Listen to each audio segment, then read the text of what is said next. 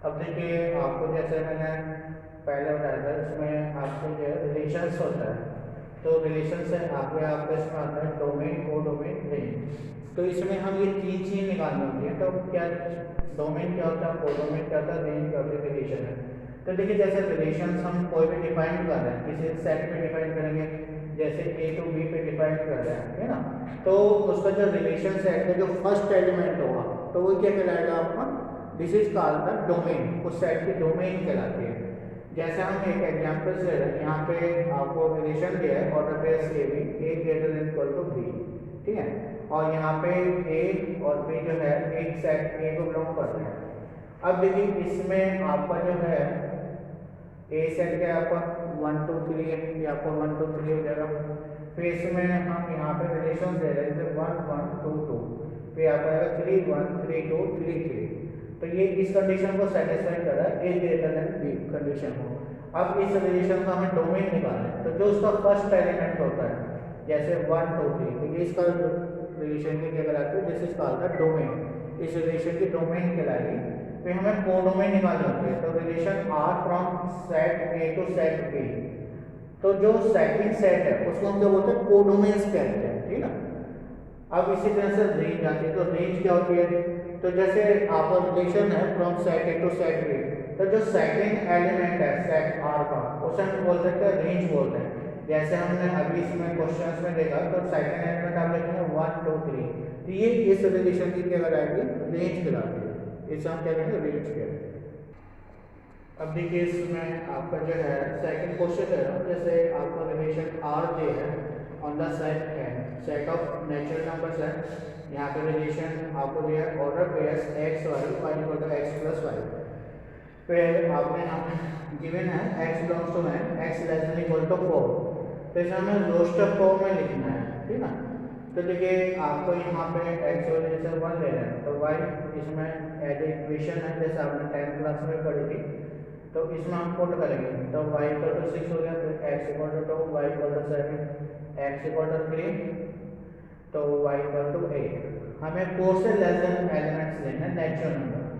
तो इस तरह से आप देखेंगे पेयरिंग बन जाएगी 1 6 2 7 3, जो इसको बिलोंग कर रहा है आपका रिलेशन आर को। अब अगर आपको इसके डोमेन और रेंज निकालनी है, तो इसके डोमेन क्या होगी, जो फर्स्ट एलिमेंट होता है, जैसे 1 2 3, तो वो इसकी डोमेन कहलाती है। अब आपको रेंज निकालनी है, तो रेंज क्या होगी 6 7 8, जो सेकंड एलिमेंट है वो आपका रेंज कहलाएगी। अगर आपसे कोडोमेन पूछी जाए, तो कोडोमेन क्या होगी, अब क्योंकि रिलेशन किस पे डिपेंड हो रहा है, सेट ऑफ नेचुरल नंबर्स पे डिपेंड हो रहा है, तो इसकी जो कोडोमेन होगी वो क्या होगी, set of natural numbers n हो जाएंगे।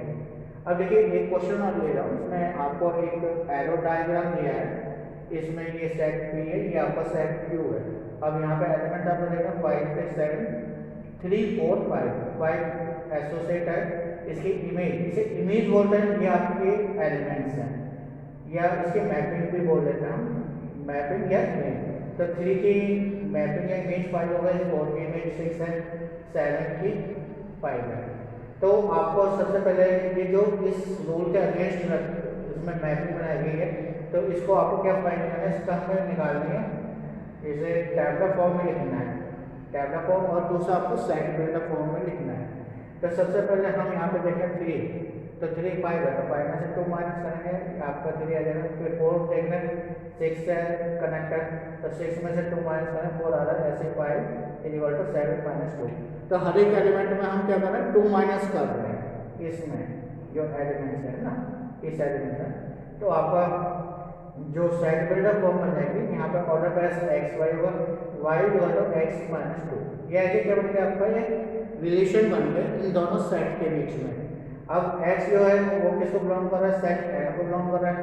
अब देखिए यहाँ पे जो एलिमेंट है 5 6 7, तो x greater than 5 that equal to 7। अगर आपको इसका रोस्टर फॉर्म में लिखना है, तो सिंपली आप जो कनेक्ट है उससे सिंपली लिख सकते हैं। तो आपको क्या होगा 5 3 6 4 7 5, तो ये आपकी क्या कहलाएगी, रोस्टर फॉर्म। अब देखिए इसमें आपका फंक्शंस आता है, तो फंक्शंस क्या होते हैं, a relation from set A to set B. ये फंक्शन अगर आपको, जैसे मैंने अभी आपको रिलेशन दिया सेट ए से सेट बी के बीच में, फंक्शंस क्या होता है, if every element of the set A is है यूनिक इमेज इन सेट ए।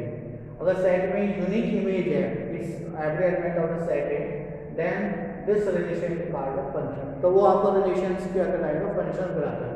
देखिए इसमें दो रेस्ट्रिक्शंस हैं। पहले रेस्ट्रिक्शंस हैं जो सेट ए है उसका हर एक एलिमेंट के सेट बी के साथ इमेज होनी चाहिए। ऐसा नहीं है कि सेट ए का कोई एलिमेंट आपका ऐसा रहे जिसकी कोई इमेज नहीं है, ठीक ना। दूसरी कंडीशन क्या है कि आपका सेट ए है हर एक एलिमेंट की यूनिकनेस होना चाहिए। यूनिकनेस का मतलब है कि एक एलिमेंट के एक ही इमेज हो, ऐसे नहीं हो कि उसमें आपके दो इमेज हो जाए। तो ये दो कंडीशन अगर फॉलो करती है रिलेशन, तो वो रिलेशन आपका फंक्शंस कहलाता है।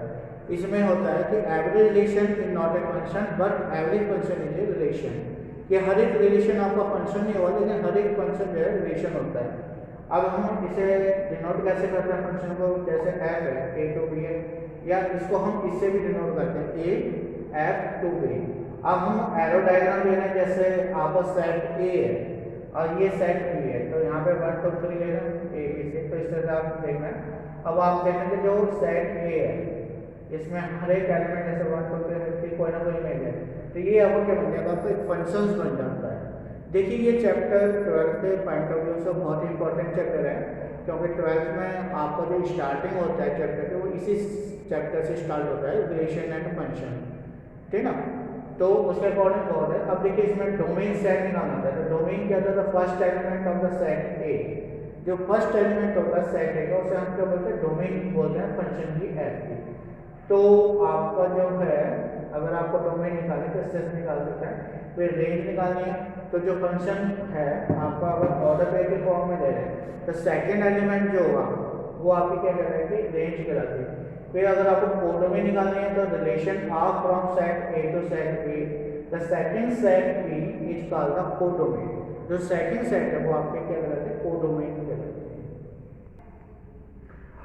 अब देखिए आपको एक क्वेश्चन यहाँ पे फंक्शन है F R to R defined है।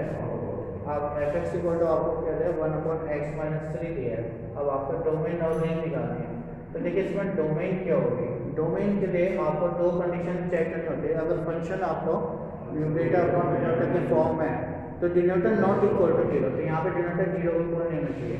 दूसरा अगर आपका फंक्शन स्क्वायर रूट के फॉर्म में देता है तो स्क्वायर रूट के अंदर की वैल्यू आपकी नॉन नेगेटिव होनी चाहिए, मतलब पॉजिटिव वैल्यू होनी चाहिए। तो फिर नेगेटिव हो जाएगी तो आपका फंक्शन कैसा इमेजिनरी फंक्शन होगा। ये दो तीन चीज़ हम कंडीशंस को ध्यान में रखते हैं, उसके डोमेन निकालते हैं।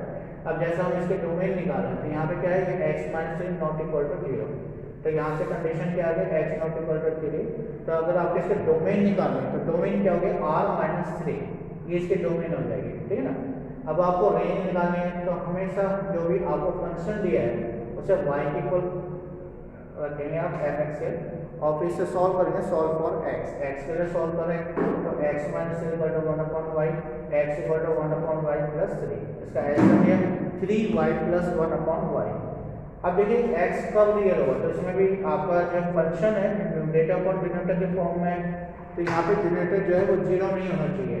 इसका मतलब क्या है कि y नॉट इक्वल टू 0, ठीक ना। तो इसको कंडीशन को ध्यान में रखते हैं। अगर आप इसके रेंज निकाल रहे हैं तो इसकी जो रेंज होगी वो क्या होगी, r-0, तो ये इसकी रेंज होगी। ये आपका जो पॉइंट ऑफ व्यू जो है आपके कॉम्पिटिशन सिलेबस होते हैं उस टाइप में आपके क्वेश्चंस आते हैं, वेरी वेरी इंपॉर्टेंट क्वेश्चंस होते हैं, ठीक है। अब जैसे हमारे कुछ ग्राफ्स हैं, जैसे मॉडुलस फंक्शंस ग्राफ हैं, ग्रेटेस्ट इंटीजर फंक्शंस ग्राफ हैं, तो इसकी भी हम डोमेन और रेंज निकाल सकते हैं। तो आज मैं आपको इतना ही बता रहा हूँ। Thank you, have a nice day.